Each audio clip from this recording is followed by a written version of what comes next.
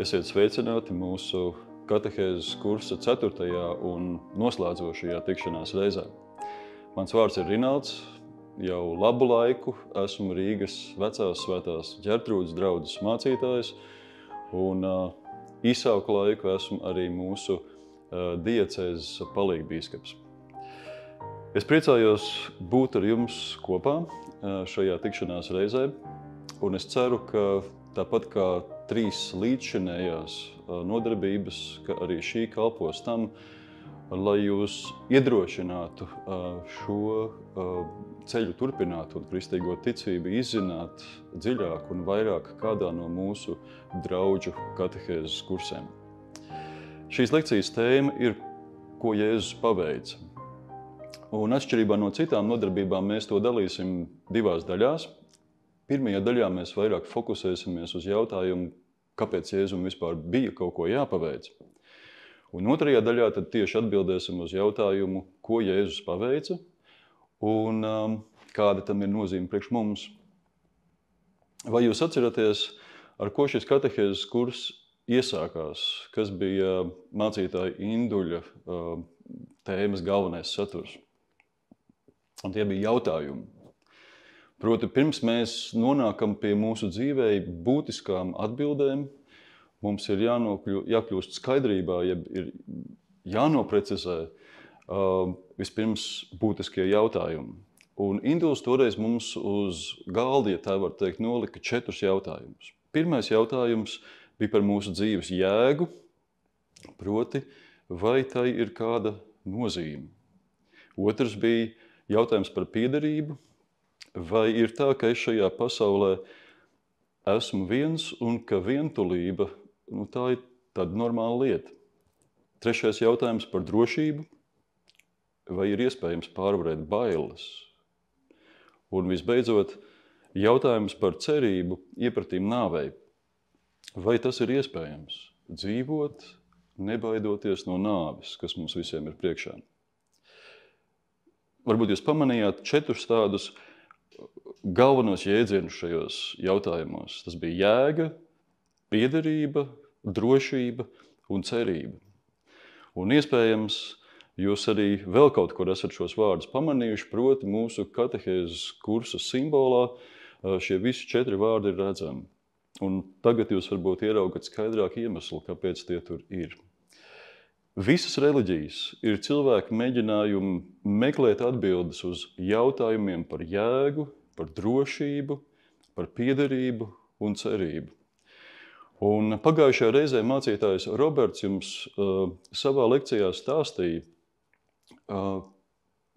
kas tad īpaši ir tajā, kā kristietība piedāvā šos jautājumus atbildēt. Un viņš minēja, ka tā centrālā atšķirība, ja tā galvenā atšķirība ir Jēzus Kristus personā. Proti, bez viņa mēs īpaši kristīgo ticību izprast nespējam. Mācītājs Roberts sacīja, ka kristietība ir viena no dažām tā saucamajām atklāsmes reliģijām. Tās visas pazemīgi saka, ka mēs varam par Dievu kaut ko zināt, bet tikai tāpēc, ka Dievs pats mums vēlās sevi atklāt, darīt mums sevi zinām. Piemēram, Jaunajā derībā vēstulē ebrejiem autors pašā sākumā raksta: Dievs senos laikos daudz un dažādi ir runājis uz mūsu tēviem, un šeit mēs varētu sacīt, tas ir iemesls tādām reliģijām kā jūdaisms vai islams, tāpēc, ka Dievs daudz un dažādi senos laikos ir runājis. Viņš ir vēlējies cilvēku komunicēt arī. Un tad šīs vēstules autors turpina, bet šajā pēdējā laikā Dievam ir lapaticis, jeb Dievs ir runājis uz mums caur savu dēlu. Kāds tam bija iemesls? Es teiktu tāpēc, ka Dievs vēlējās mums sevi atklāt, ar sevi iepazīstināt pilnīgāk. Jāņa evaņģēlija autors ļoti tieši saka, Dievu neviens nekad nav redzējis. Un tūliņ pēc tam viņš turpina, bet vienpiedzimušais dēls. Ja, un šeit ir runa par Jēzus dzimšanu, viņu ir atklājis. Mēs varētu sacīt, ka Jēzus Kristus ir kā perfekts Dieva autobiogrāfijas darbs, viņa pašatklāsme, ar kuru viņš pilnībā spēja identificēties. Un tāpēc tagad, kad mēs dosimies tālāk uz priekšu šajā lekcijā, es aicinu, ka jūs paralēli sev ik pa laikam uzdotu dažus jautājumus. Ka jūs jautājat sev, kāds ir tas Dievs, kurš sevi atklāja Jēzus personā? Ko es domāju par šo Dievu? Un visbeidzot, kā es jūtos tāda Dieva klātbūtnē vai tāda Dieva priekšā? Ja mēs skatāmies uz Jēzus bērnību un viņa jaunību, varētu sacīt, ka tajā nekas tik tāds ļoti īpašs mums netiek atklāts. Visticamāk bija tā, ka Jēzus bērnība pagāja Nācaretes pilsētiņā līdzīgi daudz citu cilvēku dzīvēm, kas tur tajā laikā atradās. Mans jautājums jums tagad, vai tas kaut kādā veidā jums mazina Jēzus nozīmi? Un manuprāt, tam tā nevajadzētu būt. Tieši pretēji tas, ka Jēzus, piemēram, atšķirībā no kādu cilvēku uzskata, ka viņš ir jau pusauģu gados nonācis Indijā, tur ir veicis brīnumainus darbus, piemēram, kad ir atdzīvinājis māla putniņus un tie varējuši dziedāt pēc tam, ka arī pat, ja Jēzus nav neko tādu izdarījis, un viņš ir dzīvojis tur, Nācaretes pilsētā, viena vienkārši cilvēka dzīve, ka tieši tas mums atklāja kaut ko ļoti nozīmīgu, ka arī šādai dzīvei, nelielā mazpilsētā, ka tāda dzīve var būt tik jēgpilna un tik nozīmīga, ka pats Dievs izvēlās tādu dzīvot. Ja mēs varam jautāt, vai tad Dievs nevarēja šai pasaulē ienākt kā tāds pārcilvēks, kurš ir pilnīgi gatavs uzreiz uzsākt un piepildīt savu misiju, bet viņš tā neizvēlas. Viņš piedzimst kā bērns, un viņš daudzus gadus pavada vienā nelielā pilsētiņā, kā evaņģēlijā sacīts, dodams katram, ja var teikt, vecumam to, kas tam pienākās, pieaugot pakāpeniski. Ko tas man pasaka par Dievu, kur Jēzus atklāja? Kad Jēzus uzsāk savu kalpošanu, tad viņš cilvēkus pārsteidz ar saviem darbiem, ar savu mācību un ar savu raksturu. Domājot par mācību, pat cilvēki, kas sevi neasociē ar kristietību un neuzskata sevi par kristietībai piederīgiem, nereti mēdz sacīt, ka, piemēram, lasot Jēzus kalnas prediķa vārdus, ka nekas pilnīgāks, nekas skaistāks, nekas cildināks nav skanējis pār cilvēku lūpām. Mīli savu tuvāko kā sev pašu. Dari citiem to, ko tu vēlies, lai citi tev darītu. Jūs esat dzirdējuši, saka Jēzus, ka ir sacīts mīli savu tuvāko, bet es jums saku, mīli savu ienaidnieku. Mēs gūstam progresu visās zinātnes un tehnoloģiju jomās, taču neviens nekad nav pārspējis Jēzus mācībā atklāto cilvēcības etalonu. Skatoties uz Jēzus darbiem, mēs redzam, ka viņš kalpoja sabiedrības atstumtajiem un nesaprastajiem cilvēkiem. Viņš gudri un drosmīgi izaicināja tos, kuri bija ticīgi un domāja, ka ar viņiem viss ir kārtībā. Viņš palīdzēja gan nabagiem, gan bagātiem, viņš runāja ar vienkāršajiem un tā laika visizglītotākajiem cilvēkiem. Viņš cilvēkus dziedināja, atbrīvoja, mācīja un atgriez viņus dzīvē. Un, kad cilvēki redzēja, ko Jēzus darīja, tad nereti tas viņos izraisīja tādu pārsteigumu. Evaņģēlijā ir fiksēts jautājums, kur cilvēki jautā, kas viņš ir tāds? Skatoties uz Jēzus raksturu, viņa personā mēs redzam kaut ko magnētiski pievilcīgu. Viņam pietika vienu labi nodrošinātu muitnieku sastapt un sacīt viņam vārdus nāc un seko man. Viņam pietika dažiem zvejniekiem sacīt šos pašus vārdus, un šie cilvēki atstāja savu profesiju, atstāja savas mājas un devās un sekoja Jēzum kā savam skolotājam. Ap viņu pulcējās bērni un pieaugušie, atstumtie un sabiedrības, mēs varētu sacīt, elite, ticīgie un neticīgie, sievietes un vīrieši. 2000 gadu garumā Jēzus rietumu sabiedrībai ir bijis šķīstības, nesautības un mīlestības etalons. Ne tikai tāpēc, ka viņš darīja kādas brīnumainas lietas, ne tikai tāpēc, ka viņš mācīja kaut ko gudru, bet es teiktu galvenokārt dēļ viņa dzīves, dēļ viņa personības. Dostojevskis viņu galu galā raksturo kā bezgalīgi skaistu. Tomēr arī tas, skatoties jaunajā darbā, šķiet nav pats būtiskākais. Daudzi izcili cilvēki kaut ko būtisku šajā pasaulē ir mainījuši ar savu dzīvi. Jēzus pašu svarīgāko paveic ar savu nāvi. Kas tajā bija tik īpašs? Jo nedabiskā nāvē ir miruši daudz arī citi izcili cilvēki.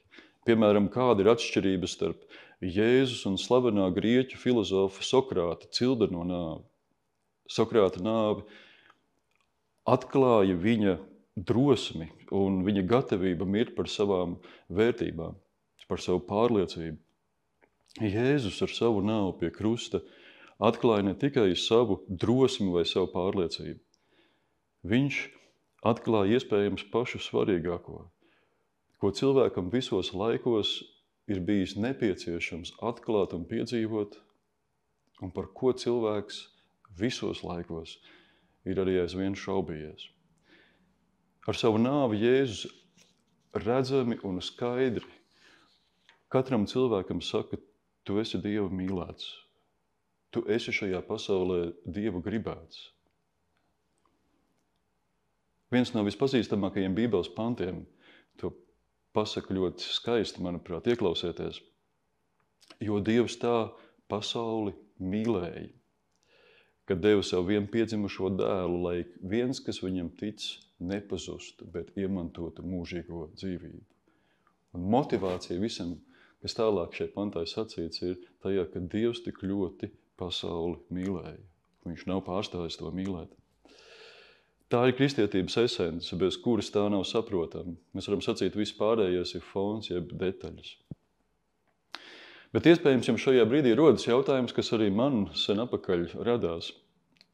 Kāpēc Dievs savu mīlestību neizvēlējās parādīt kādā humānākā veidā? Kāpēc ir tā, ka, lai šodien 21. gadsimtā noticētu Dieva mīlestībai, kādam toreiz vajadzēja mirt tik brutālā nāvē? Tāpēc, ka līdzīgi varbūt kā monētai ir divas puses, mēs varam sacīt, ka arī cilvēkam ir vismaz divas puses. Saskaņā ar Bībeles vēsti mēs visi esam radīti labi. Mēs visi sevī nesam Dieva tēlu un viņa līdzību. Un tas ir iemesls, kāpēc cilvēks spēja reizē mīlēt tik nesautīgi. Kāpēc mēs spējam radīt tādu skaistumu un arī spējam uztvert skaistumu. Un īpaši tad, ja mēs esam cilvēki, kas varbūt par sevi bieži neesam labās domās, mums ir labi atcerēties un uzticēties šai domai, ka mēs katrs nesam sevī Dieva tēlu un līdzību, kuru, lai ko mēs savā dzīvē sadarītu, pilnībā nekas no mums izdzēst nevar. Tāpēc mums ir pamests cienīt gan sevi, gan arī ar cieņu izturēties pret citiem cilvēkiem. Tomēr tā, kā es sacīju, ir tikai monētas viena puse, ir arī otra. Jūs būsiet pamanījuši, ka nereti mēs rīkojamies ļoti egoistiski. Mēs spējam ne tikai radīt, bet mēs spējam arī postīt. Mēs spējam izmantot, ienīst, pazemot, izlikties, sev un apkārtējiem cilvēkiem radīt milzīgas ciešanas. Un lai arī varbūt tas nav nekāds mierinājums, tomēr es domāju, ka atpazīstot kaut ko no nosauktā sevī, es neesmu šai pasaulē noteikti tāds vienīgais. Apostols Pāvils, kurš ļoti, mēs varam sacīt, mīlēja cilvēkus, bet vienlaicīgi arī pazina cilvēkus. Savā vēstulē romiešiem saka, visi ir grēkojuši un visiem trūkst dievišķās godības. Un tie ir tādi nesaudzīgi vārdi. Varbūt daudz izskaidrojoši vārdi, bet vārdus, kurus ir grūti pieņemt. Grūti tāpēc, ka mums ir nepatīkami Atsaukties, akceptēt patiesību, kas mums ir neērta. Vai jūs esat kādreiz, piemēram, dzirdējuši, ka kāds autoavārijā iesaistīts cilvēks, kas izraisīja šo autoavāriju, izlec ārā no mašīnas un steidzās klāt pie cietušiem un saka, tikai es esmu vainīgs pie šī notikuma. Nu, ja jums ir tāda iespēja, ja kaut ko tādu esat piedzīvojuši, tad jūs esat noteikti starp pretējiem. Visbiežāk tā tas nenotiek. Es nolasīšu dažus citātus no paskaidrojumiem, ko apdrošināšanas kompānija klienti raksta pēc kādas avārijas izraisīšanas. Piemēram, braucot mājās, es sajaucu mājas un iebraucu kokā, kuram tur nebija jābūt. Tā mašīna sadūrās ar manējo nekādi par to iepriekš nebrīdinot. Tas vīrs atradās uz ceļa viscauri. Es vairāk kārtīgi mēģināju izvairīties, līdz beidzot es viņam uzskrēju virsū. Jau 40 gadus es vadu automašīnu, un tikai tagad es aizmigu un izraisīju šo negadījumu. Tik grūti mums ir ar nepatīkamas patiesības atzīšanu. Apostols Pāvils saka, visi ir grēkojuši un visiem trūks dievišķās godības. Ja mēs šodien uz Brīvības ielas Rīgā iziet un kādam cilvēkam tā arī jautāt, vai tu esi grēcinieks, ko mēs dzirdētu? Iespējams, mēs varbūt dzirdētu kaut ko nepārāk pieklājīgu, bet visticamāk mēs dzirdētu apmēram kaut ko tādu. Zini, salīdzinot ar, un tad tur varbūt ir kaimiņa vārds vai vēl kāds cits vārds, es vēl esmu labs cilvēks. Un, proti, tas jautājums ir par to, kas ir mūsu atskaites punkts, kas ir mūsu kritērijs, kas ir mūsu standarts. Man ļoti patīk un, manuprāt, man arī labi izdodas spēlēt galda tenisu. Tad, kad es savā laikā vienreiz piedalījos Latvijas čempionātā un no tā diezgan ātri tur izrotēju, es tur uzkavējos un arī skatījos fināla spēli. Un skatoties uz to fināla spēli, es domāju, laikam tāds ir tas galda tenis patiesībā. Un tad, kad vēl kādus gadus vēlāk man jau bija iespējams televīzijā sekot līdz arī pasaules čempionāta fināla spēlei, tad man tiešām bija jāuzdod jautājums, vai tas, ko es spēlēju, vai tas ir īsti galda tenis. Un šeit atkal iespējams svarīgākais jautājums ir par to, kas ir mūsu standarts. Kurš nosaka? Pēc kā mēs īsti mēram lietas. Es aicinātu jūs tagad iztēloties, ka telpā, kurā jūs atrodaties, ir tāda skala, kas ir no griestiem līdz pat grīdai. Un šīs skalas ir attēlotas, jeb novērtētas cilvēku dzīves. Tur ir dažādi vārdi. Un šīs skalas apakšā ir to cilvēku vārdi, kas šai pasaulē ir izdarījuši daudz postu un ļaunumu. Šīs skalas augšā ir tie cilvēki, kurus mēs varētu sacīt, tie ir patiešām svēti cilvēki. Tie ir cilvēki, kas var iedvesmot visus pārējos uz kaut ko labu. Un tagad man ir daži jautājumi, kur jūs, piemēram, šajā skalā, varbūt es jautāšu tā, vai jums nāk prātā kāds vārds, kur jūs labprāt redzētu šīs skalas apakšā? Varbūt jūs tagad domājat par kaut kādiem diktatoriem vai varbūt par kādu cilvēku, kas kaut ko ļoti jums personīgi ļauni nodarījuši. Un tad mans jautājums, ko jūs varbūt redzētu tur pašā augšā? Pēc jūsu domām, kāds vārds tur iedarētos? Man pieredze rāda, ka parasti grūtāk ieraudzīt tos, kuriem tur augšā būtu vietas. Bet, piemēram, es esmu dzirdējis, ka cilvēks saka, māte Terēze tur varbūt iedarētos. Tā. Tad jautājums, kur jūs redzat kādu no tiem saviem kaimiņiem? Ja jums ir sievas māte vai varbūt vīra māte vai kā. Un iespējams pats svarīgākais jautājums, kur jūs redzat paši sevi.